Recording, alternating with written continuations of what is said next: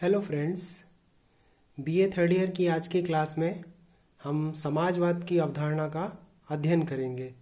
समाजवादी विचारधारा का आज हम अध्ययन करने वाले हैं। समाजवाद जैसे कि नाम से स्पष्ट होता है कि समाज से जुड़ी हुई एक अवधारणा है और आज समाजवाद से अधिक लोकप्रिय शब्द हमें कोई नहीं दिखाई देता। तो आज इस समाजवाद का हम अध्ययन करेंगे। उसके बारे में हम ये कह सकते हैं कि सबसे लोकप्रिय शब्द समाजवाद है। इस शब्द का प्रयोग सबसे पहले रॉबर्ट ओवन के द्वारा किया गया था। रॉबर्ट ओवन ने 1827 ईस्वी में अपने विचारों का प्रचार करने के लिए एक पत्रिका स्थापित की थी और उसका नाम था ओ नाइट कोऑपरेटिव। उसमें उसने अपने भावों को प्रदर्शित किया था और इसके बाद रॉबर्ट ओवन ने अपनी अध्यक्षता में 1835 में सब राष्ट्रों के सब वर्गों के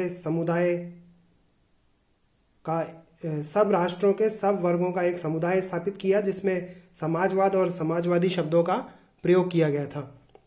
इसके पश्चात फ्रांसीसी लेखक रेबाद ने अपनी रचना रिफॉर्मेशन मॉडर्नर में इस शब्द का प्रयोग किया और तब से लेके इस शब्द जो है वो हमें दिखाई देता है। तो इसका मतलब ये है कि 1827 में रॉबर्ट ओवन ने एक पत्रिका थी, इसमें समाजवादी शब्द का प्रयोग हमें दिखाई देता है, ओ नाइट कोऑपरेटिव। और इसके पश्चात 1835 में रॉबर्ट ओवन की अध्यक्षता में ही सब राष्ट्रों के सब वर्गों के समुदाय का निर्माण हुआ था और उसमें समाजवाद और समाजवादी शब्दों का प्रयोग हुआ था। और इसके बाद रेबाद जो फ्रांसीसी लेखक था उसने अपनी रचना रिफॉर्मेशन मॉडर्नर में इस तरह के शब्दों का खूब प्रयोग किया था। तो आज इस समाजवाद का प्रयोग करने वाले वो समाजवाद केवल एक राजनीतिक विचारधारा नहीं है, बल्कि एक आर्थिक विचारधारा है, एक अनिश्चित विचारधारा है, एक अनिश्चित रूप वाली विचारधारा है। और केवल एक राजनीतिक विचारधारा या आर्थिक विचारधारा ही नहीं है, बल्कि एक आंदोलन भी है और एक प्रगतिशील कार्यक्रम भी है। और जितनी भी प्रकार की समस्याएं हमें समाज में देखने को मिलती हैं उनसे जुड़ी हुई एक अवधारणा है समाजवाद। तो आज इस समाजवाद का हम अध्ययन करेंगे। उस समाजवाद के बारे में यह कहा गया है कि समाजवाद आंग्ल भाषा के शब्द सोशलिज्म का हिंदी पर्यायवाची है जिसका संबंध समाज से है और समाजवाद समाज से जुड़ी हुई अवधारणा है। और समाजवाद की परिभाषाओं के संबंध में बहुत सारे विद्वानों के नाम आते हैं, इमाइल, कोकर, हुगर, सेलर्स, रैमजे मैकडोनाल्ड्स। और इसके अलावा मैंने ऊपर लिख रखा है CEM जोड, जिन्होंने समाजवाद को एक टोप की तरह बताया था और उन्होंने कहा था कि यह एक ऐसे टोप की तरह है जिसको जितने लोग पहनते हैं उसका आकार या उसका रूप जो है उतने ही प्रकार का हो जाता है। तो यह एक अनिश्चित विचारधारा है। इसके ऊपर रापोपोर्ट ने अपने विचार जो थे वो दिए थे और बहुत ही सुंदर शब्दों में रापोपोर्ट ने अपने विचार व्यक्त करते हुए कहा था कि यदि मुझसे यह पूछा जाए कि क्या मैं समाजवादी हूं तो मैं स्पष्ट रूप से उत्तर दूंगा कि मुझे मालूम नहीं। यदि मुझसे यह पूछा जाए कि क्या मैं एक समाजवादी हूं तो मैं स्पष्ट रूप से उत्तर दूंगा कि मुझे मालूम नहीं। यह सब इस बात पर निर्भर करता है कि कोई व्यक्ति समाजवाद से क्या समझता है। मतलब जितने समाजवादी हैं उतनी ही तरह की परिभाषाएं हैं और हम समाजवाद को किस रूप में समझते हैं इससे उसकी परिभाषा जो है वो अभिव्यक्त होती है।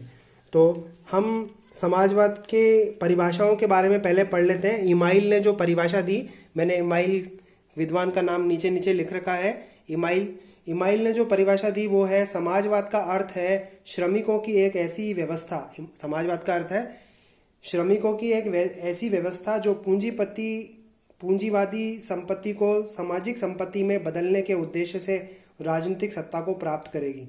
मतलब समाजवाद राजनीतिक सत्ता को इसलिए प्राप्त करता है कि पूंजीवादियों की संपत्ति को सामाजिक संपत्ति में बदल दिया जाए या पूंजीपतियों की संपत्ति को समाज अपने नियंत्रण में ले ले। तो यह एक ऐसी व्यवस्था है, यह एक ऐसी श्रमिकों की व्यवस्था है जिसमें पूंजीवादी संपत्ति को सामाजिक संपत्ति में बदलने के उद्देश्य से राजनीतिक सत्ता को प्राप्त किया जाता है। तो इमाइल ने जो परिभाषा दी उस परिभाषा से क्या अर्थ निकलता है कि राजनीतिक सत्ता श्रमिकों के द्वारा इसलिए प्राप्त की जाती है ताकि पूंजीपतियों की संपत्ति को सामाजिक संपत्ति के रूप में परिवर्तित किया जा सके। तो इमाइल की परिभाषा।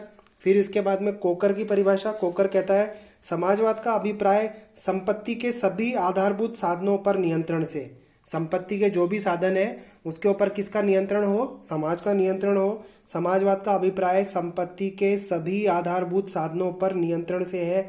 यह नियंत्रण समाजवाद के किसी एक वर्ग द्वारा न होकर स्वयं समाज के द्वारा होगा और धीरे धीरे व्यवस्थित ढंग से होगा। मतलब संपत्ति के साधनों पर समाज क्या करेगा? क्रमिक रूप से अपना नियंत्रण स्थापित करेगा। तो संपत्ति के जो साधन है उनके ऊपर नियंत्रण करने की जो व्यवस्था है उस रूप में कोकर क्या करता है? समाजवाद को परिभाषित करता है। तो कोकर की परिभाषा किस रूप में?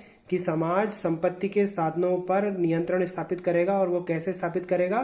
क्रमिक रूप से या धीरे धीरे वो अपना नियंत्रण स्थापित करेगा। अब हुगर या हुगन जो भी नाम है आपका, हुगन, कई जगहों पर मुझे हुगर पढ़ने को मिला, कई जगह हुगन भी लिखा हुआ देखा है। तो उन्होंने जो परिभाषा दी है वे कहते हैं समाजवाद श्रमिक द्वारा की जाने वाली एक ऐसी राजनीतिक क्रांति है। श्रमिक द्वारा की जाने वाली राजनीतिक क्रांति, कौन कहता है समाजवाद को? हुगर।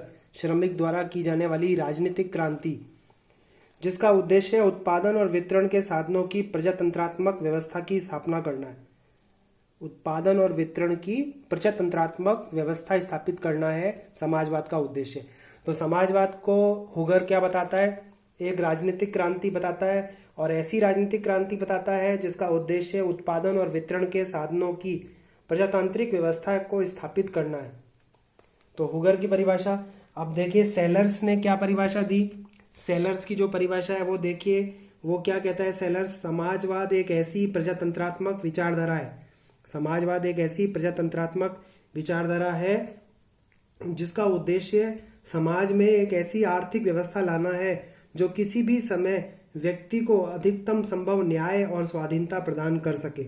मतलब न्याय और स्वतंत्रता के साथ में समाजवाद को जोड़कर देखता है। न्याय और स्वतंत्रता के साथ में समाजवाद को जोड़कर देखता है सेलर्स। तो अलग अलग विद्वानों की अलग अलग परिभाषाएं हैं। जैसे सीएम जोड़ ने कहा, सीईएम जोड़ ने कहा कि समाजवाद एक ऐसे टॉप की तरह है जिसे जितने व्यक्ति पहनते हैं उसका आकार उतनी ही प्रकार का हो जाता है। तो इसका स्वरूप क्या है? अनिश्चित है। ये बात पक्की हो गई है इन परिभाषाओं को। अब हम इन विद्वानों की परिभाषाओं को पढ़ने के बाद में अगर हम कोई निष्कर्ष निकालें तो हम कह सकते हैं कि समाजवाद एक आंदोलन भी है, एक राजनीतिक दर्शन भी है, एक आर्थिक प्रणाली भी है, और समाजवाद पूंजीवाद का घोर विरोधी भी है, और पूंजीवादी व्यवस्था को समाप्त करके उत्पादन के साधनों पर समाज का नियंत्रण स्थापित करने की एक प्रक्रिया भी है जिसके द्वारा आर्थिक असमानता का अंत करके सभी व्यक्तियों के बीच में स्वतंत्रता और न्याय को स्थापित करने की चेष्टा की जाती है। तो हमने समाजवाद को किस रूप में देखा? एक राजनीतिक प्रणाली के रूप में देखा, एक आंदोलन के रूप में देखा, एक आर्थिक प्रणाली के रूप में देखा, और श्रमिकों द्वारा किए गए एक ऐसे राजनीतिक क्रांति के रूप में देखा जिसका उद्देश्य पूंजीपतियों की संपत्ति पर समाज का नियंत्रण स्थापित करने के रूप में भी हमने समाजवाद को देखा। और इस रूप में भी देखा हमने समाजवाद को कि समाजवाद जो है वो संपत्ति के या उत्पादन के या वितरण के जो भी तौर तरीके हैं या जो साधन हैं उनके ऊपर धीरे धीरे नियंत्रण स्थापित करने की एक व्यवस्था है। तो समाजवाद एक विचारधारा के रूप में हम आज अध्ययन कर रहे हैं, और समाजवाद के बारे में हम कह सकते हैं कि समाजवाद एक अनिश्चित विचारधारा है। समाजवाद क्या है? एक अनिश्चित विचारधारा है। अब इसको हम स्पष्ट कर देते हैं कि यह एक अनिश्चित विचारधारा है। समाजवाद एक अनिश्चित विचारधारा है। इसके रूप अलग अलग प्रकार के हैं। समाजवाद एक अत्यंत व्यापक और अनेक रूप वाली विचारधारा है जिसने विभिन्न राजनीतिक, सामाजिक और आर्थिक अवस्थाओं में विभिन्न रूप धारण किए हैं। लाभ हानि को परस्पर बांटने की सामान्य बात से लेकर राज्य को अधिकतम कार्य सौंपने की सभी बातें समाजवाद के अंतर्गत आती हैं। फिर इसके बाद एक राजनीतिक विचारधारा होने के साथ साथ एक आर्थिक विचारधारा भी है। जोड़ जो है वो कहता है कि सामाजिक दर्शन पूर्णतया या मुख्यतः राजनीतिक, इस जोड़ जो कहता है वो कहता है कि समाजवाद को सामाजिक दर्शन समझ लेना जो है या उसको केवल राजनीतिक आंदोलन समझ लेना जो है वो अपने आप में अनुचित है। उन्होंने कहा कि इसके केवल राजनीतिक पक्ष का विवरण देना न केवल अव्यवहारिक है वरन अवांछनीय भी है। समाजवादी दर्शन में आर्थिक और राजनीतिक तत्व इस प्रकार से बंधे हुए होते हैं कि इस विचारधारा का स्पष्टतापूर्ण अध्ययन करना अत्यंत कठिन है। कुछ के द्वारा इसका विवेचन आर्थिक दृष्टि से किया गया और कुछ के द्वारा राजनीतिक रूप से किया गया। तो यह एक राजनीतिक कार्यक्रम भी है और एक आर्थिक आंदोलन भी है। फिर समाजवाद में इतनी धाराएं और उपधाराएं निकल चुकी हैं या निकलती जा रही हैं कि इसका एक निश्चित रूप निश्चित करना या निर्धारित करना संभव नहीं है। समाजवाद उस बहुसिर वाले जंतु की तरह है। समाजवाद एक बहुसिर वाले जंतु की तरह है जिसका जितनी देर में एक सिर भी नहीं कट पाता उतनी देर में एक नया सिर उसके स्थान पर निकल पड़ता है। बहुसिर वाला, जैसे अपन ऑक्टोपस के बारे में पढ़ते हैं साइंस में, हमने बायोलॉजी में हमने ऑक्टोपस के बारे में पढ़ा है जिसकी 8 भुजाएं होती हैं। तो ये कह रहा है कि एक बहुमुख वाला जंतु है और जितनी देर में इसका एक मुंह कटता है उतनी देर में तो उसके अनेक मुंह निकलकर सामने आ जाते हैं। समाजवाद एक राजनीतिक विचारधारा और दर्शन ही नहीं वरन एक आंदोलन भी है। इस आंदोलन की भी कोई एक निश्चित दिशा होने के स्थान पर विश्व के विभिन्न क्षेत्रों में या विविध रूपों में है। कहीं पर यह शांतिपूर्ण आंदोलन के रूप में है तो कहीं पर हिंसक आंदोलन के रूप में है, तो यह कहीं पर प्रजातांत्रिक पद्धति द्वारा संचालित है और कहीं क्रांतिकारी प्रक्रिया के रूप में स्थापित है। कहीं पर प्रजातांत्रिक आंदोलन के रूप में समाजवाद चल रहा है तो कहीं पर हिंसक आंदोलन के रूप में समाजवाद चल रहा है। कहीं पर प्रजातांत्रिक पद्धति के द्वारा संचालित है तो कहीं पर क्रांतिकारी प्रक्रिया के रूप में यह समाजवाद जो है वो स्थापित है। तो समाजवाद एक प्रगतिशील और परिवर्तनशील दर्शन और कार्यक्रम भी है जिसका स्वाभाविक गुण बदलती हुई आर्थिक और राजनीतिक आवश्यकताओं के साथ साथ अपने स्वरूप में परिवर्तन करना है। समाज के इस परिवर्तनशील वातावरण में समाजवाद के संबंध में आज निश्चित की गई धारणा कल अनुपयुक्त हो सकती है। ऐसी स्थिति में अनिश्चितता समाजवाद का एक स्वाभाविक लक्षण है। मतलब यह एक प्रगतिशील और परिवर्तनशील दर्शन और कार्यक्रम तो है, लेकिन जैसे जैसे समय आगे बढ़ता जा रहा है वैसे वैसे इसके स्वरूप में भी बदलाव होता जा रहा है। इसलिए कहा जा रहा है कि समाजवाद निश्चित रूप से एक अनिश्चित स्वभाव वाला एक दर्शन है।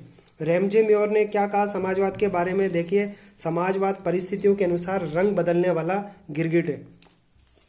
रैमजे म्योर ने समाजवाद को क्या कहा, समाजवाद परिस्थितियों के अनुसार रंग बदलने वाला गिरगिट है। बाजार के एक कोने पर अथवा क्लब में भीड़ जमा करके व्याख्यान देने वाला व्यक्ति इसे वर्ग संघर्ष के भड़कीले लाल रंग में प्रस्तुत करता है और बुद्धिजीवियों के लिए यह अत्यधिक पीले रंग वाले लोहे के समान है।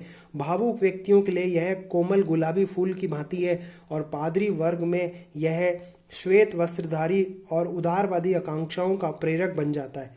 तो समाजवाद देश काल की परिस्थितियों के अनुसार अपना स्वभाव बदलता रहता है, जिसके कारण रैमजे म्योर ने इसे गिरगिट की तरह बताया है और कहा है कि बाजार के एक कोने पर अथवा क्लब में भीड़ जमा करके व्याख्यान देने वाले व्यक्ति इसे वर्ग संघर्ष के भड़कीले लाल रंग में प्रस्तुत करते हैं। बुद्धिजीवी इसे पीले रंग वाले लोहे के समान मानते हैं, तो भावुक व्यक्ति इसे कोमल गुलाबी फूल की भांति और पादरी वर्ग इसे श्वेत वस्त्रधारी और उदारवादी आकांक्षाओं का प्रेरक मानते हैं।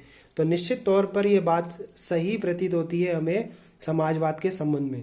तो आज हमने समाजवाद के अनिश्चित स्वरूप के बारे में, उसकी अनिश्चितता के बारे में, उसके अनेक रूपों के बारे में, न केवल इसका राजनीतिक स्वरूप है, आर्थिक स्वरूप है और इसका यह एक आंदोलन के रूप में भी है, यह क्रांतिकारी रूप में भी विद्यमान है और कहीं कहीं पर हमें प्रजातांत्रिक रूप में भी हमें ये स्वतंत्रता, न्याय और समानता के दर्शन को स्थापित करने के साथ में जुड़ा हुआ प्रतीत होता है।